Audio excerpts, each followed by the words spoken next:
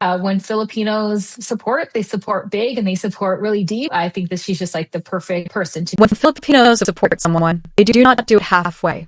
They show up loudly, proudly, and with kind of loyalty that can turn a tennis stadium thousands of miles from home into something that feels remarkably familiar. 6 cities, 4 continents, 8 months. Birmingham, England in early June. Berlin, Germany, 2 weeks later. Melbourne, Australia, back in January, where the line for Court 6 barely moved because the court had already run out of seats. Toronto in August. Washington, D.C., just weeks ago. And then Wimbledon, where on an ordinary Tuesday, you could look across the grounds and find dozens of Philippine flags waving in a country that is not the Philippines. Different cities, different climates, different currencies, different tennis cultures. Yet somehow the same thing keeps happening. They keep showing up for the same 21-year-old left-hander from Quezon City. Her name is Alex Eala. She is now ranked inside the world top 20, a career high position she reached this month. More importantly, she has already made history as the first Filipino tennis player to win a WTA singles title. Her breakthrough has been covered as a ranking story, a result story, a rising star story. But that is not the story I want to tell, because the more fascinating story is happening in the stands. Look at Miami. Look at Eastbourne. Look at Washington. Look at Wimbledon. Again and again, Eala walks onto a court thousands of miles from the Philippines and somehow finds something that resembles a home crowd. So many flags. So many voices. So many people who have traveled extraordinary distances just to watch one player compete. And eventually you have to stop asking how many fans she has. You have to ask a much bigger question. Where does a home court actually live? The easy answer is that Alex Eala has built a fan base. She is young. She is charismatic. She is winning. Social media has amplified her story, and Filipino fans have embraced her. None of that is wrong, but it is incomplete. Because if you only describe what is happening as a successful young athlete building an international following, you miss something much stranger. Something much deeper. What happened in Washington on August 3rd was not simply a crowd turning up for a tennis player. It was another example of a phenomenon that has been following Eala from continent to continent. And if you cover tennis for a living, you know how unusual that is. Most professional players do not carry a genuine home court advantage beyond their own country. There are exceptions. Novak Djokovic can walk into Belgrade and feel the entire arena behind him. Rafael Nadal could turn Barcelona into an extension of Spain itself.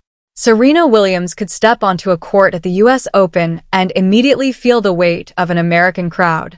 But those players came from countries with enormous tennis traditions.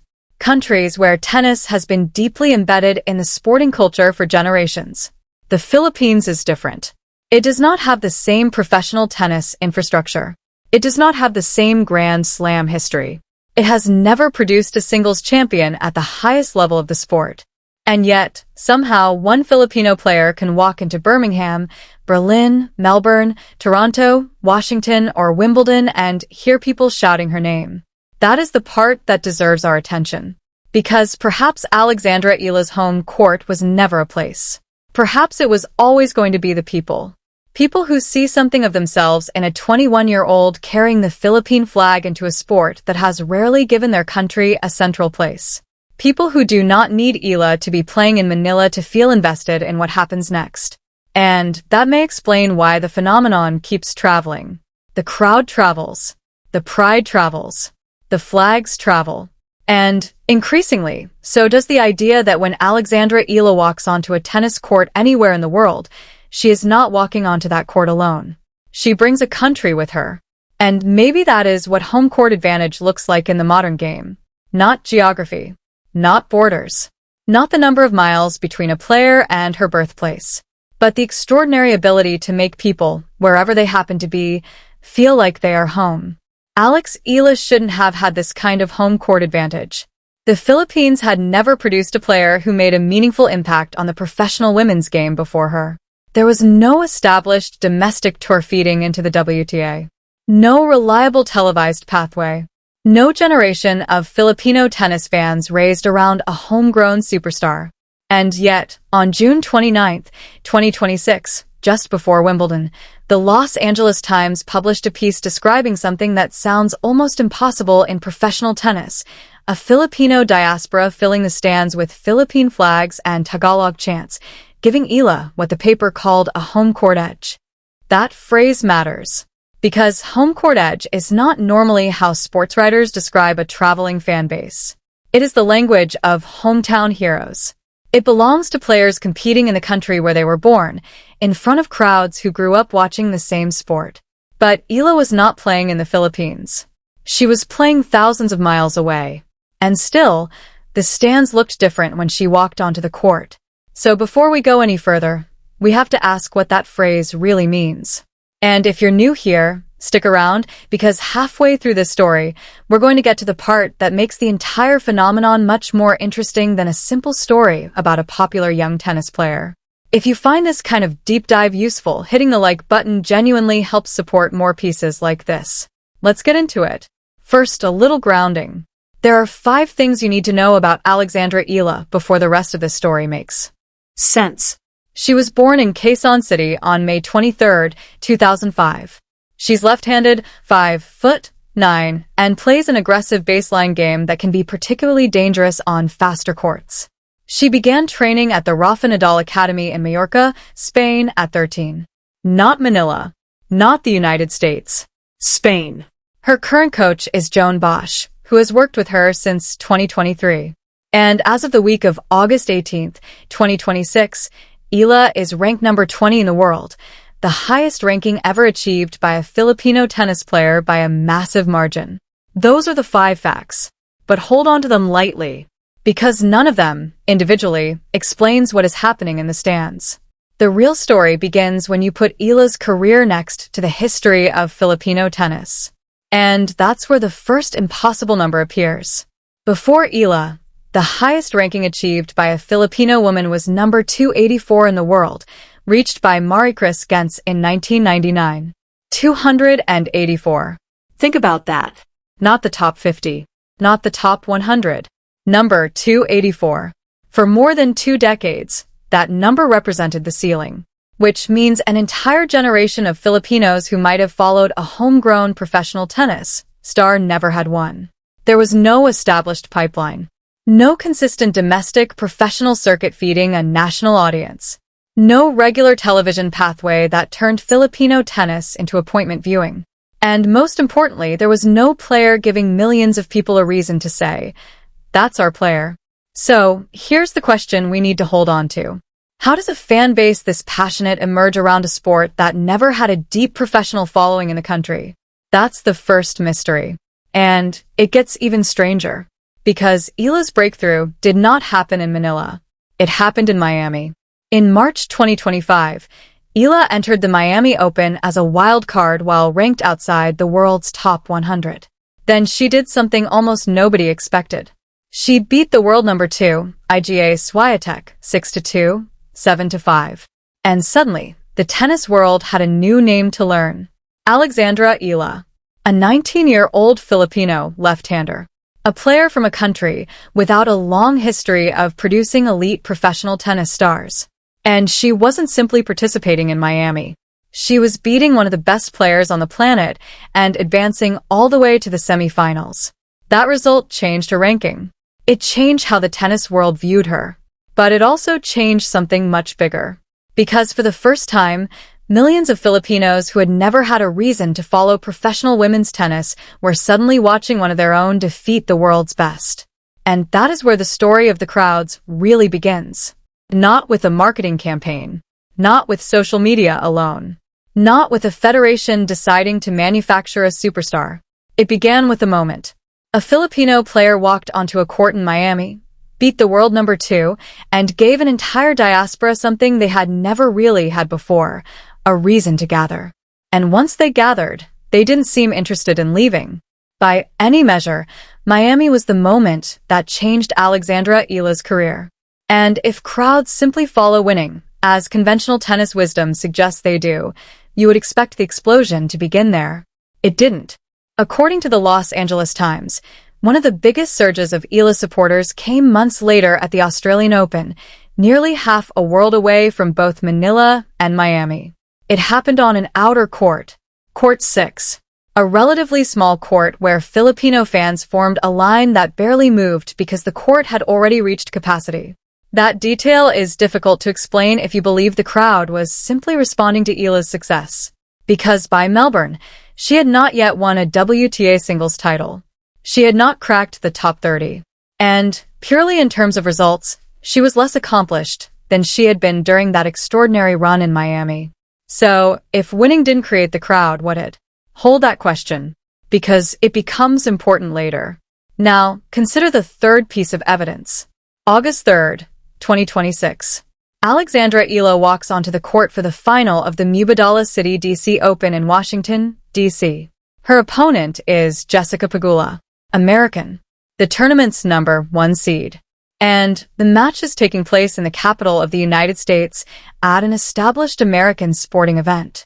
Everything about the geography points toward Pegula, the home player, the higher seed, the familiar face, the American crowd. Except that's not what happened. A reporter on the ground for The Athletic observed that Filipino fans made up most of the crowd. Not all of it.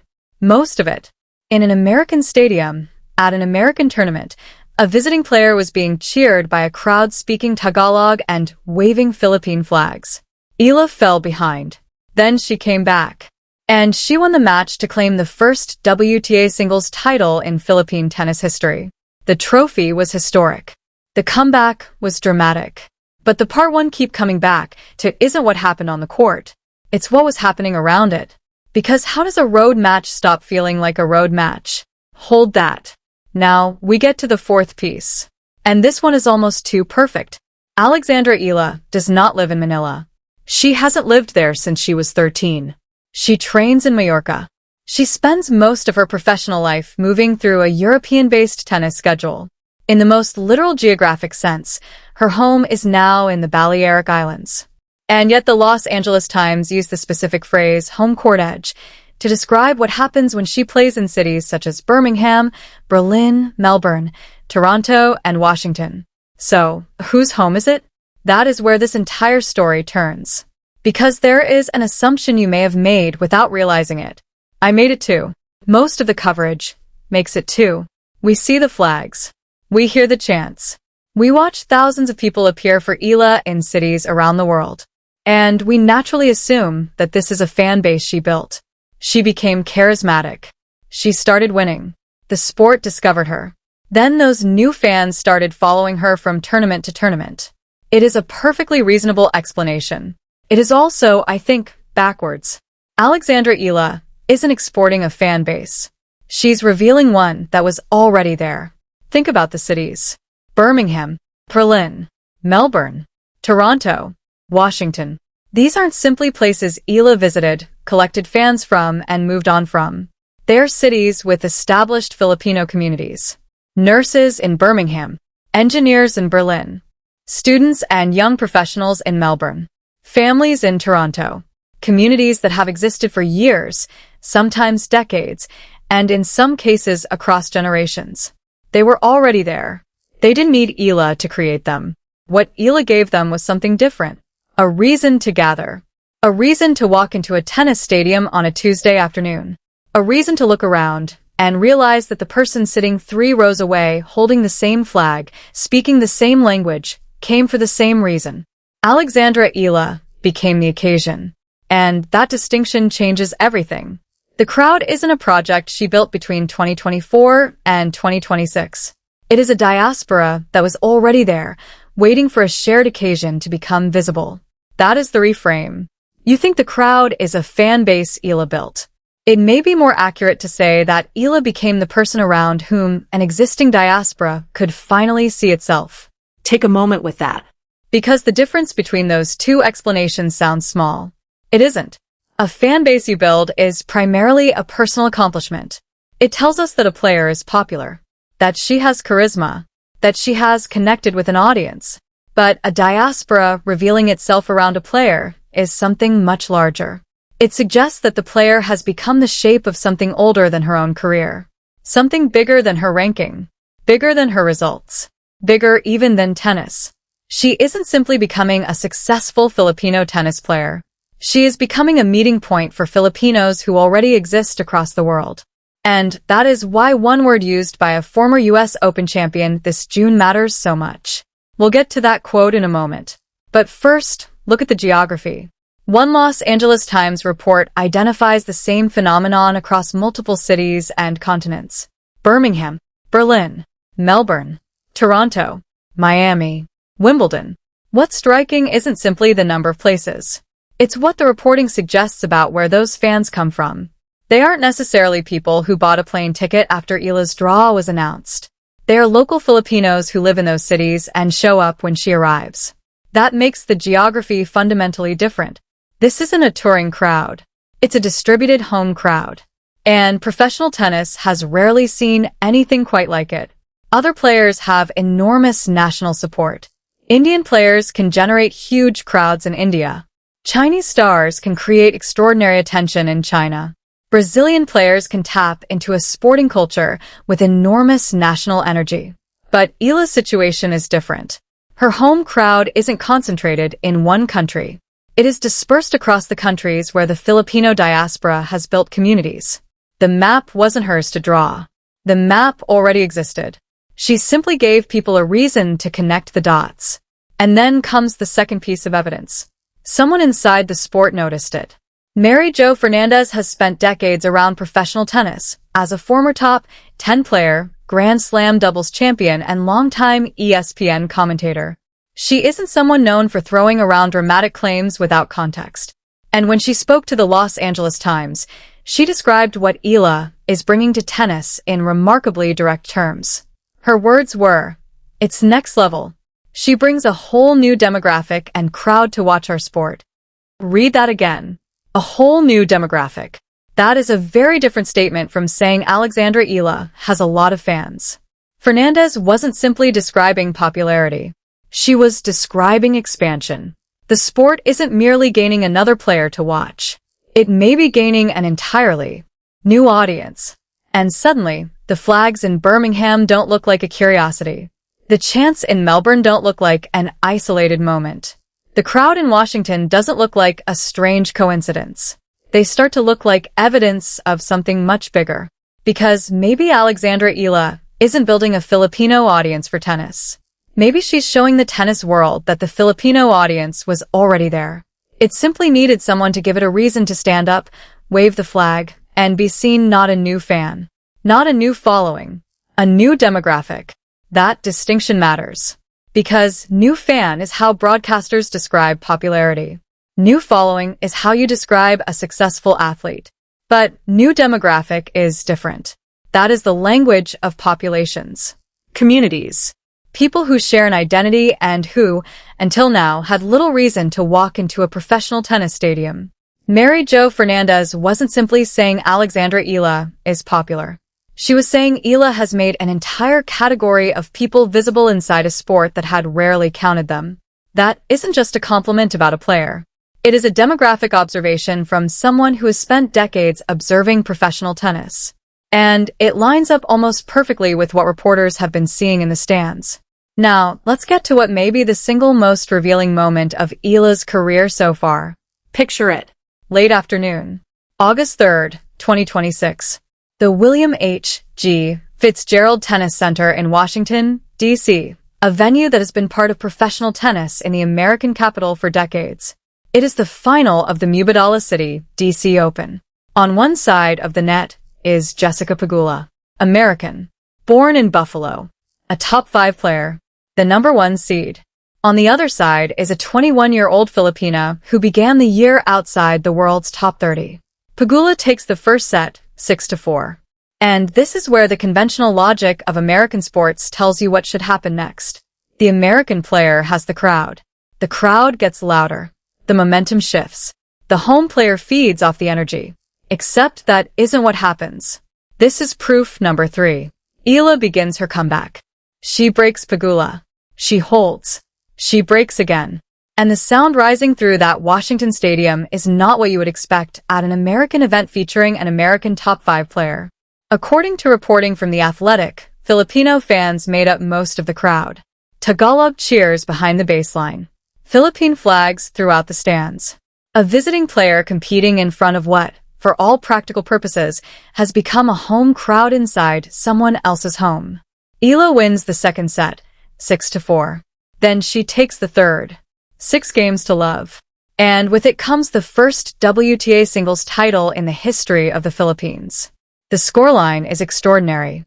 The comeback is extraordinary. But I keep thinking about those final 6 games.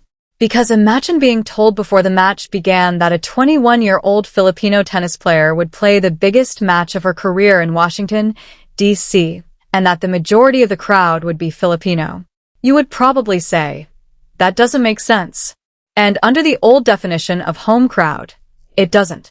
Under the new definition, it makes perfect sense. A Filipino diaspora already living across Northern Virginia, Maryland, and the wider Washington metropolitan area didn't need Eala to build a community. The community already existed. She simply gave it a reason to become a stadium. She didn't build them. She showed up and they arrived. That is the reframe made visible. That is what home court can mean when home is no longer a place. But there are limits to this argument.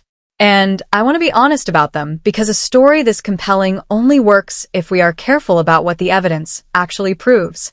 It does not prove that Alex Eala becomes unbeatable whenever Filipino fans are behind her. On August 18th at the Cincinnati Open, she led Amanda Anisimova after taking the first set 6-4. She had opportunities, but she ultimately lost 4-6, 6-4, 2-6, including a stretch where she dropped 6 of the final 7 games.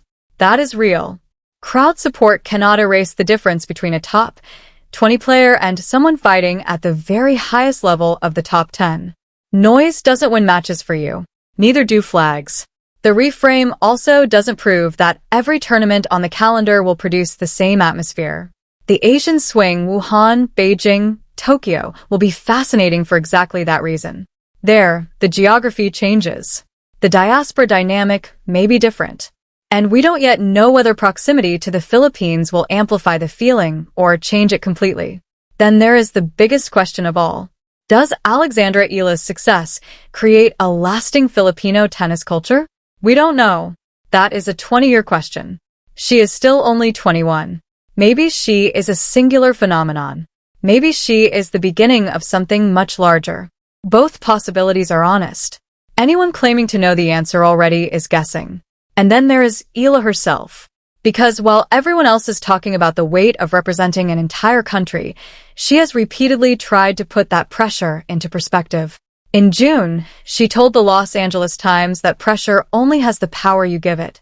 Think about that for a second. A 21-year-old carrying the expectations of an entire country, saying something that sounds like it came from someone twice her age. I don't know if she has completely mastered that philosophy yet. Maybe she believes it. Maybe she's still learning to believe it. Probably both. And honestly, that makes it more interesting. So, let's return to where we started. 6 cities. 4 continents. 8 months. A 21-year-old from Quezon City who trains in Mallorca and now owns a WTA singles title. A player who walks into Birmingham, Berlin, Melbourne, Toronto, Washington, and Wimbledon and repeatedly finds crowds that seem impossible until you look closer. And when you look closer, they aren't impossible at all. They were already there. That is why home court edge may actually be the right phrase, even when Eala is nowhere near the Philippines. Because somewhere along the way, the meaning of home changed. Home used to mean a place. For Alex Eala, it may now mean a people. And those people were already living in those cities. The map wasn't hers to draw. It was already there. The smallest number in this entire story may also be the biggest. 1 Filipino tennis player who has broken into the professional elite. 1 player who gave millions of people something they had never really had before. 1 player who made a distributed community suddenly visible to itself. Mary Jo Fernandez called it a new demographic. Maybe that's exactly what it is. Not simply a new fan. Not simply a new following. But an entire population discovering that it has a place inside a sport. And that brings us back to Washington. When Eala lifted that trophy on August 3rd, she wasn't just a foreign player winning a title in a foreign stadium. For the people surrounding that court, She was home. And that is why the image is so difficult to shake. The version of home that followed Alexandra Eala to Washington wasn't created that afternoon. It was already in the stands. It had been there long before she arrived. Now comes the next test. The U.S. Open, New York, a city with one of the largest and most established Filipino communities on the American East Coast. Arthur Ashe Stadium can hold more than 20,000 people. And if you've ever seen what happens when a Filipino community decides an occasion matters, you already know why the question is so fascinating. What happens when Alexandra Eala walks onto that court? Because I wouldn't want to be the person standing on the other side of the net when that section realizes what is happening. That's the story to watch. And I want to hear from you. If you've ever been inside a Filipino section at one of Eala's matches, Melbourne, Miami, Washington, Wimbledon, anywhere, tell me the city. More importantly, tell me the exact moment when the people around you realized this is actually happening. Because multiply that moment across 6 cities, 4 continents, and 8 months, and you begin to understand the story. Alexandra Eala didn't simply find a home court. She discovered that home had been waiting for her.